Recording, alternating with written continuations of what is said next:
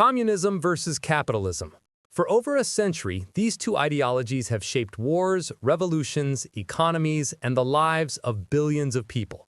From the writings of Karl Marx to the industrial boom of Wall Street, from Lenin in Moscow to Silicon Valley in California, the struggle between these two systems defined the modern world.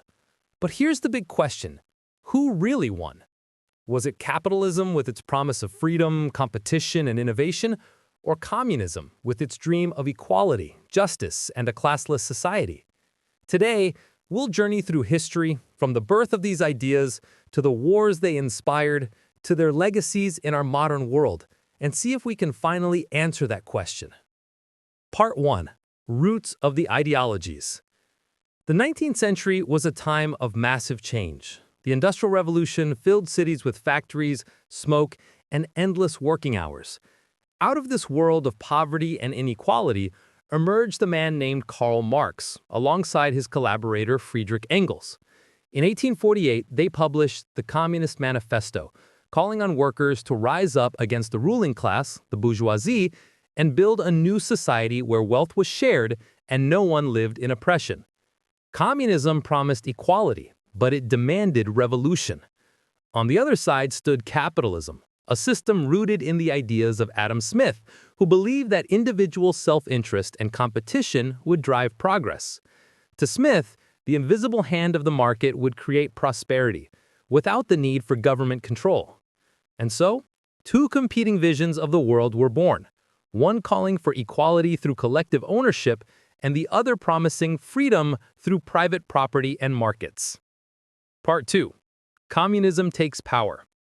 In 1917, theory became reality.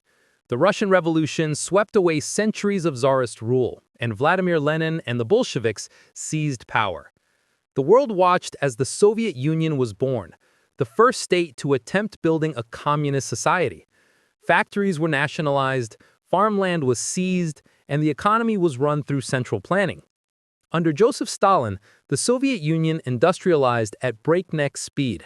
Giant factories, steel plants, and railroads transformed a poor agricultural nation into a global power. While capitalist countries suffered during the Great Depression, the Soviet Union appeared to be thriving. But this success came at an enormous human cost: political purges, forced labor camps, famines, and a culture of fear defined life under Stalin. Still, for millions around the world, communism looked like a bold alternative to capitalism's chaos and inequality. Part 3. Capitalism strikes back. Capitalism was tested like never before during the Great Depression of the 1930s. Stock markets crashed, banks collapsed, and unemployment soared. In the United States, President Franklin D. Roosevelt responded with the New Deal: government programs to provide jobs, regulate banks, and rebuild the economy. Capitalism had bent, but it had not broken. After World War II, capitalism roared back to life. In America and Western Europe, living standards rose dramatically.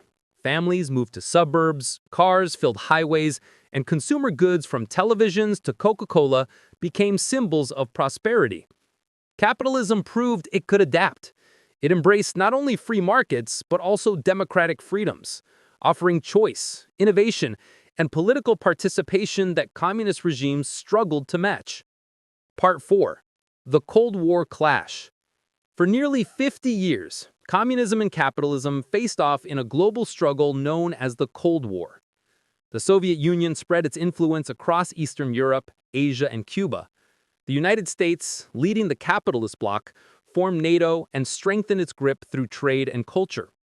The clash wasn't only about territory. It was about ideology. Wars erupted in Korea and Vietnam as both sides backed opposing regimes. The arms race produced terrifying stockpiles of nuclear weapons, and the space race sent satellites, astronauts, and rockets into orbit, symbols of technological rivalry. For people in the communist world, life often meant shortages, censorship, and repression. For those in the capitalist world, it meant choice, consumerism, but also inequality. The Cold War wasn't just about who would rule the world, it was about which vision of society would define the future. Part 5. The Fall of Communism. By the 1980s, the cracks in communism were impossible to ignore.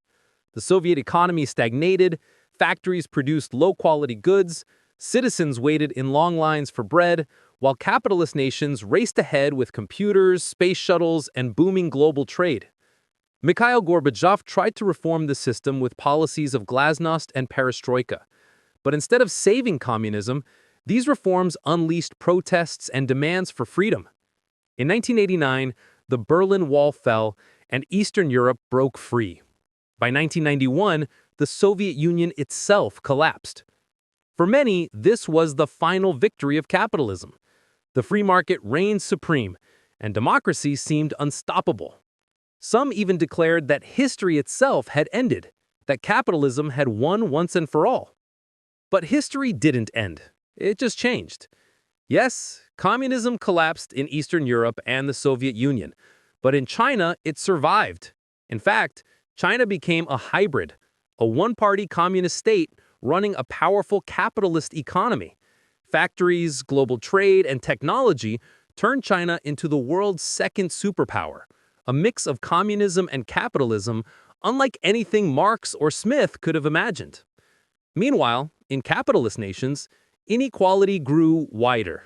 Billionaires flourished, but millions struggled with poverty, debt, and unemployment. Debates about socialism, healthcare, workers' rights, and wealth redistribution returned to the mainstream. So, who really won? The truth is, neither system fully triumphed. Capitalism proved more adaptable and resilient, but communism still influences global politics and economies today.